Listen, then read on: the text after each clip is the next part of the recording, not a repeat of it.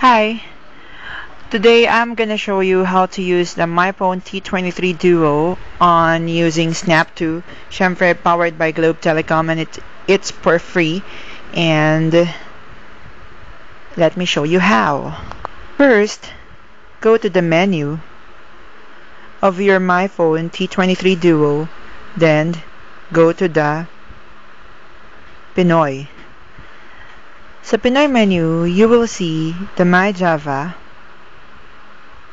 Just touch the My Java, and then automatically makikita niyo yung Java, at doon nakalagay yung mga applications that you installed to your phone. Syempre, you download it and install it to your phone. I open ko na kanina yung Snap2 ko, naka-minimize lang siya. Yun yung maganda sa MyPhone T23 Duo. You can minimize your application kapag hindi nyo muna siya gagamitin, and for example, you're gonna text someone or you're gonna call someone, you can minimize your application para makagawa kayo ng ibang task. Okay. So, ang gagawin natin ngayon is i-resume lang natin siya. As you can see, this is the interface of Snap2. Syempre, you have a lot of choices: Twitter, Facebook, and other social networking sites. And the access is limited lang. Yung mga weather, and so on and so forth. I don't know if you can add some. Hindi ko pa siya masyado na-explore. But the purpose of this video is to show you that using Snap2 trick.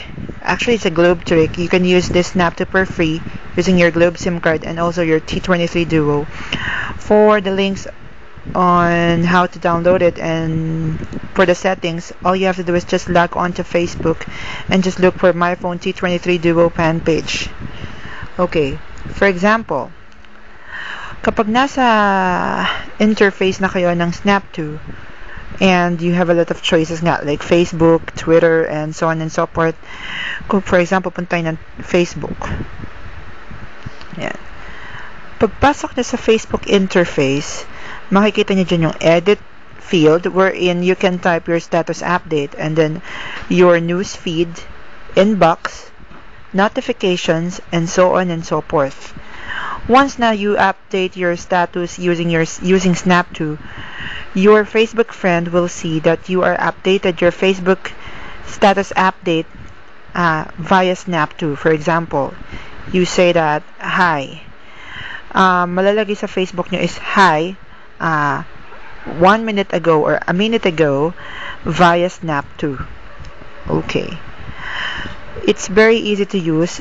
Like what I've said, you can see the newsfeed, messages, notification, friend requests, and so on and so forth.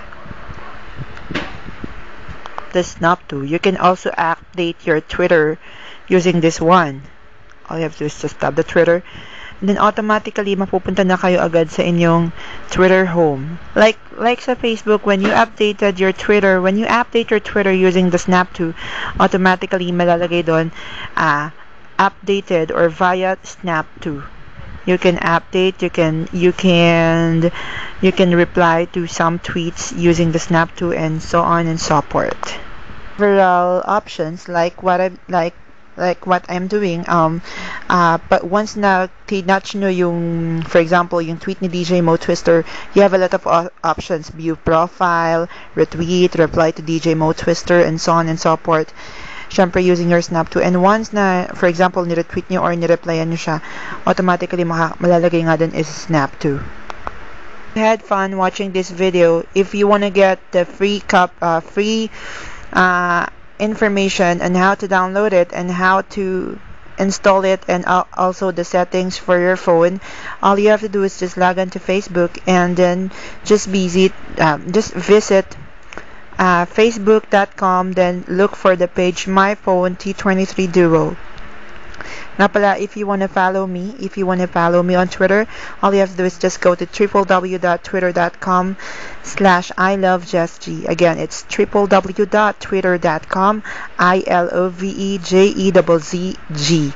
Okay, thank you very much. I hope you had fun. Again, the purpose of this video is to show you that using Snap2 with your T23 Duo and Globe prepaid SIM or Globe Tattoo SIM is for free. Thank you.